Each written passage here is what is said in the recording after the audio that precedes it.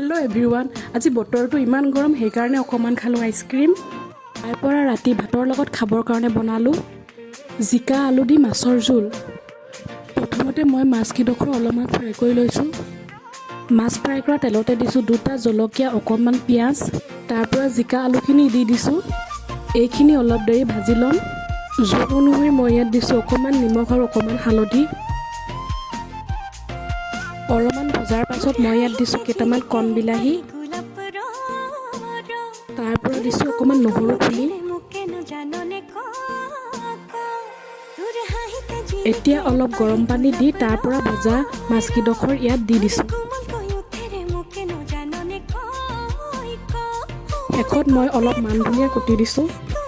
এয়া আমাৰ ৰাতি ভাতৰ সাজৰ লগত চিম্পুলকৈ আছিলে ভাত, জিকা আলু দি মাছৰ জোল, অকণমান ৰঙালাও আগৰ ভাজি, অকণমান জলফাই।